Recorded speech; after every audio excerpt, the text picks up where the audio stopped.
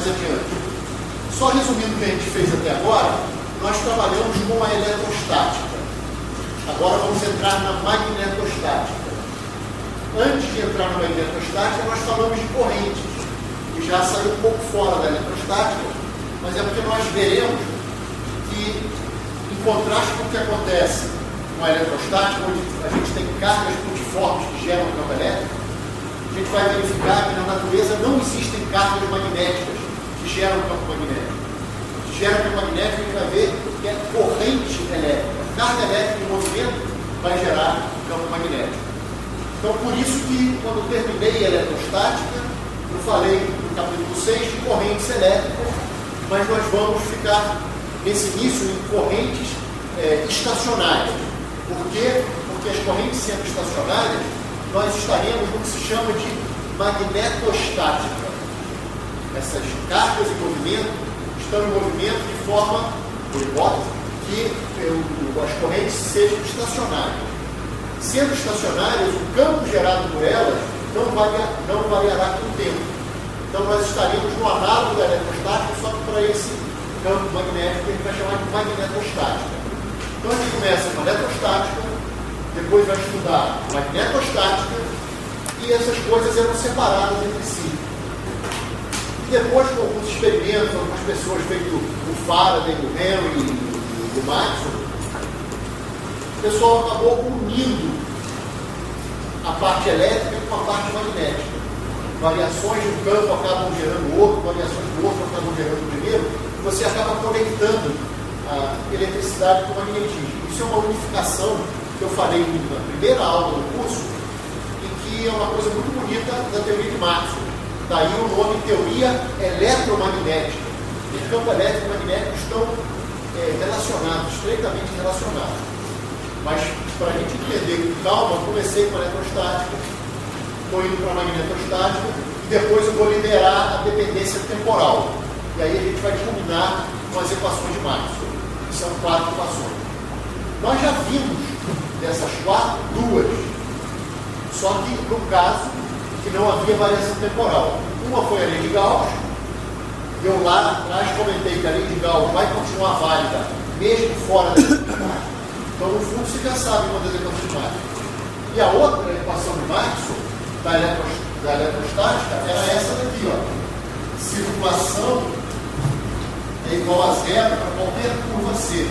Essa era a outra equação. Uma era fluxo, outra era circulação. Vocês devem lembrar também que eu falei que a natureza resolveu escrever as suas leis em termos de circulações e fluxos. E relacionando essas circulações e fluxos entre os campos e com as fontes desses campos. Essa equação vai mudar. Quando a gente sair da situação estática, não será mais zero do lado de cá. Do lado de cá vai aparecer alguma coisa que está relacionada com o fluxo de campo magnético. Então, olha que bacana. Uma equação que não misturava com o campo magnético, agora vai misturar variação temporal de campo magnético, fluxo magnético. Então, mais adiante, essa equação vai ser mudada. Mas, por enquanto, vocês já sabem 2 equações de Maxwell. Essa e a lei de Gauss. Na magnetostática, nós teremos mais 2 equações também. Uma que vai estar associada à circulação desse novo campo que eu vou definir, e outra que vai estar associada ao fluxo desse novo campo que eu vou definir. Então, do mesmo jeito que aqui eu tinha, esquece de elétrons, vamos pegar o caso simples. Isso que está aqui na carga dentro da região S, sobre átomo zero. Essa é a lei de Gauss, e essa é a circulação nula, porque o campo eletrostático é conservativo. Na magnetostática vão existir 2 equações análogas a essa. Uma com circulação do B, mas não vai ser zero não. Vai estar associado com corrente, que vai ser chamada de lei de Ampère. E outra que vai estar associada com fluxo, mas que vai dar zero. Que está associada com a inexistência das cargas magnéticas. E aí, essas equações, na magnetostática, elas não vão se misturar com essa. Magnetostática, e mais adiante, a gente vai conseguir misturar as duas, fazendo o caso mais geral quatro, né? Fazer o caso mais geral possível, que são as 4 rotações de Marte. Tá certo? Então nós estamos entrando nesse ponto aí de estudar a magnetostática. Pois bem, tem toda uma historinha. Eu não vou entrar em detalhe, mas podemos botar 3 linhas aqui. Podemos falar de Grécia Antiga, que acabou dando origem ao nome. Tinha uma região chamada Magnésia. Daí a origem de Magnésia. A família veio de lá, nessa região da Grécia, a família veio de lá, havia muito da Magnésia, se chama hoje de magnetita.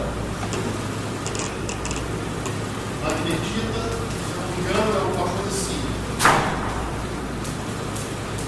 Ferro e oxigênio, né? Que é 3 ou 4.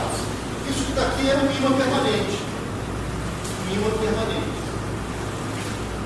Então o pessoal via propriedades muito curiosas dessas.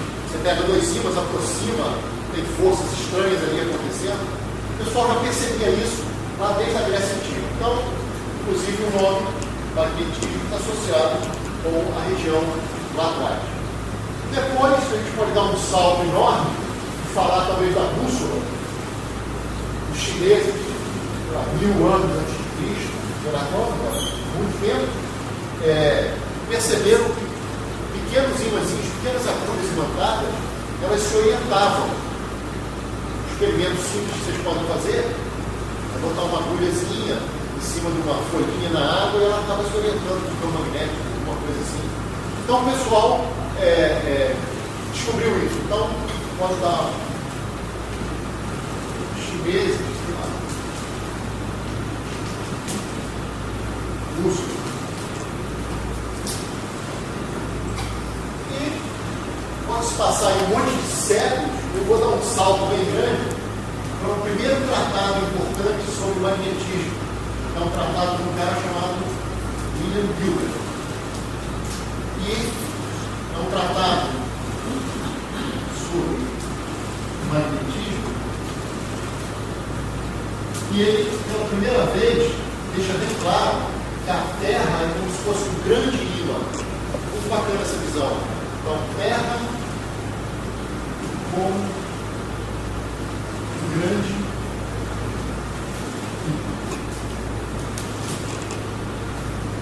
Então, você tem norte-sul, na verdade,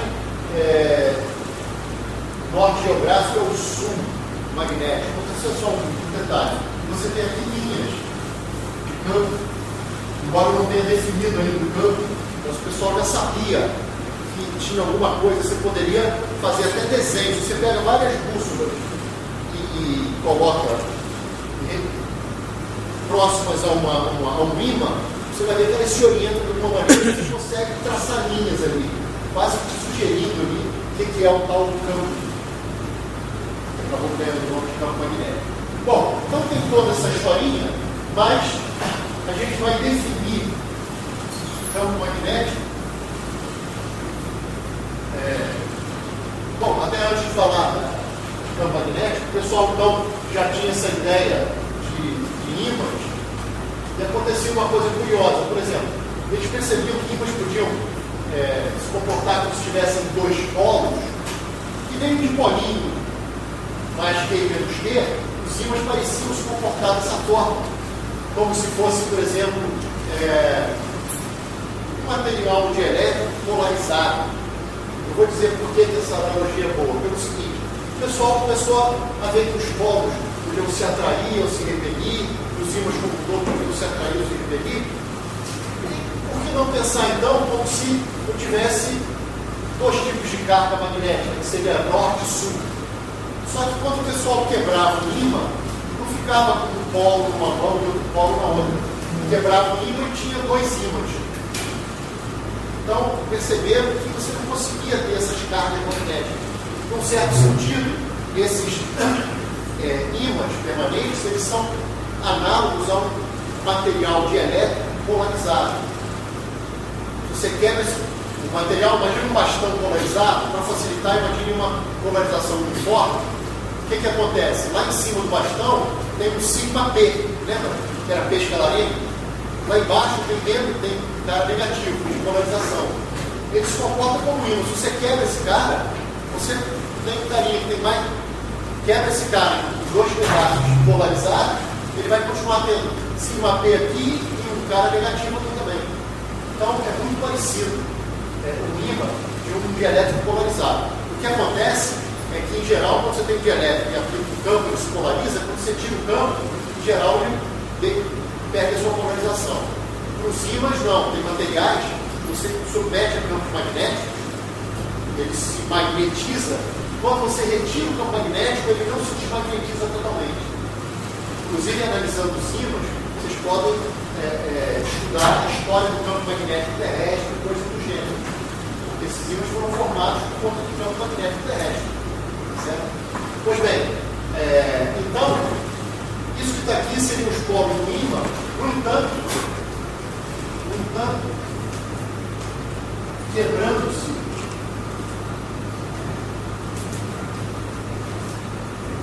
o ímã, a gente obtém o seguinte: esse cara que estava aqui, você quebra, você tem aqui norte-sul, norte-sul. Você tem dois ímãs. Isso aqui já sugere algo do tipo: não podemos separar polos magnéticos. Os polos existem. Você pode dizer, não, estou chamando isso de polo norte, do ímã, polo sul. Mas você não consegue separar esses polos.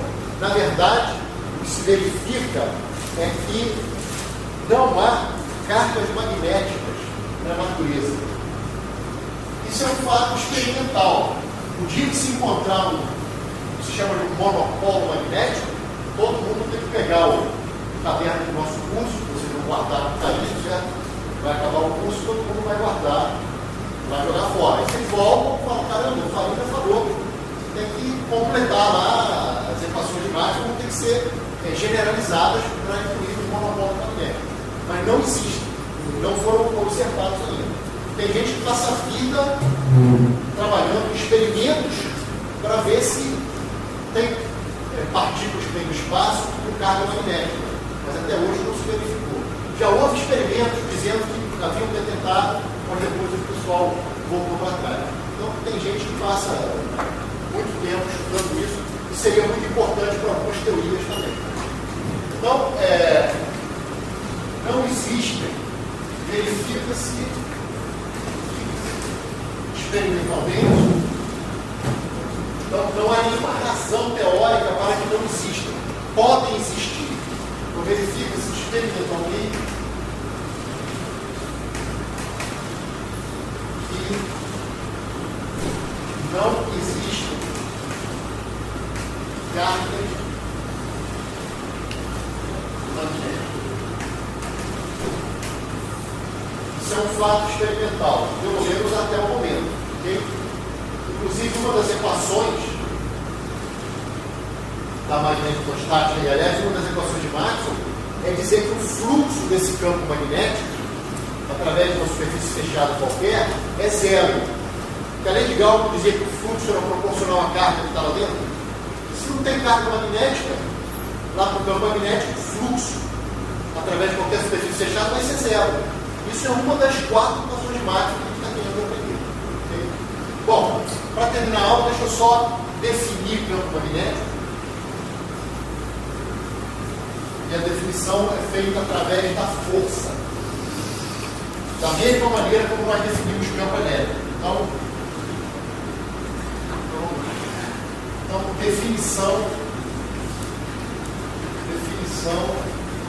de campo magnético. Eu vou usar a letra V para esse campo. Ora, no caso elétrico,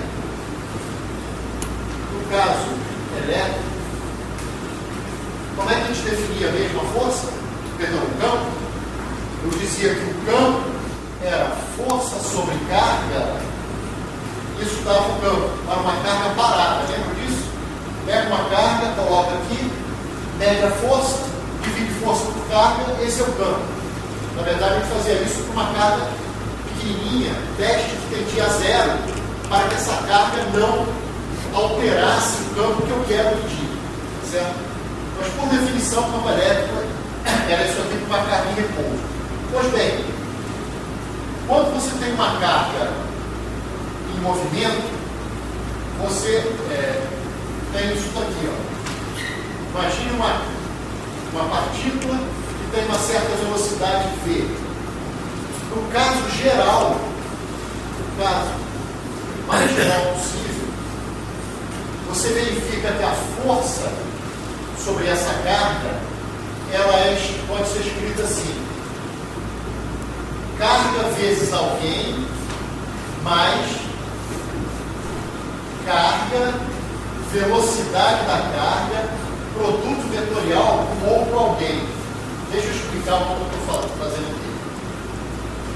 Qualquer que seja o seu experimento, qualquer que seja a vizinhança, se você pega uma carga e dá uma velocidade para ela, sempre você pode escrever a força sobre essa carga como sendo o produto dela com um campo vetorial, esse você já sabe quem é, mas um outro termo que é meio estranho, mas sempre isso vai poder ser escrito. Esse cara você já sabe que é o campo elétrico. E o cara que vai entrar aqui, por definição, é campo magnético.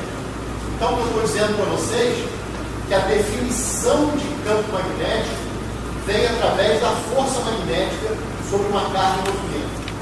Verifica-se que uma partícula perto de um ímã, se ela estiver parada, ela não sofre força nenhuma. Mas se ela estiver em movimento, se ela tiver velocidade, ela vai sofrer uma força muito estranha, que é uma força que é dada pelo produto vetorial de alguém que você vai chamar de campo dele. Então, velocidade está para lá. Se esse campo estiver para dentro do lado negro, campo para dentro, velocidade para lá, V vetorial B dá um vetor para baixo. Se a carga for positiva, ela desvia para baixo. Se ela for negativa, ela desvia para cima. Então a coisa agora complicou muito. Isso já era complicado antes, agora complicou mais. Porque antes eu tinha uma carga aqui, se o campo estava para cá, campo elétrico, ou a força era para cá ou para cá, dependendo do sinal da carga. Agora, devido a esse produto vetorial, só a força magnética, tá? Esqueçam essa aqui. Imaginem que vocês não tenham campo elétrico nessa região do espaço. Vamos supor que tenha um campo magnético para dentro do quadro negro e uma velocidade para cá, V. Vocês agora, antes de ver a física, tem que saber matemática, tem que saber produto vetorial. Então, quem não souber produto vetorial já vai se lascar todo. E daqui para frente, o tempo todo, com produto vetorial. O produto vetorial, os vetores, é um novo vetor perpendicular ao plano formado entre os dois, e cujo sentido é dado pela regra da mão direita. O que essa regra diz? Pegue os indicadores e vão do primeiro para o segundo. Então, o V para B, que está lá dentro. O polegar nos dará o sentido desse produto vetorial. Tá certo? Tem gente que conhece como regra do saca-rolha, do parafuso e assim por diante. Mas a gente pode fazer assim. Se os dois vetores são paralelos, isso vai dar zero. Tem que lembrar todas essas propriedades. Eu não vou lembrar isso hoje. No primeiro exercício que aparecer, envolvendo mais conta, eu relembro um pouquinho mais como é que se faz produto vetorial. É só escrever cada cara desse numa base, e aí sabendo o produto vetorial entre os elementos da base, vai ficar tranquilo fazer. Cuidado que o produto vetorial não é comutativo. A vetorial B não é igual a B vetorial. B vetorial A. É menos B vetorial A. Ok? Pois bem, então esta é a definição de campo elétrico e campo magnético. Se não tiver campo elétrico na história, como é que eu vejo se tem ou não tem campo elétrico no espaço? É só botar carga em repouso aqui. Sofreu força, tem campo elétrico. Não sofreu, não tem. Faz isso em todos os pontos do espaço, verifica que não tem campo elétrico, por exemplo. Não tendo campo elétrico, agora você quer saber se tem campo magnético. Joga a velocidade de uma certa partícula. E aí você faz isso em várias direções. E vai ver se tem desvio ou não tem. se houver desvio, é porque tem campo magnético. Mas ele está numa direção tal que a aceleração produzida por ele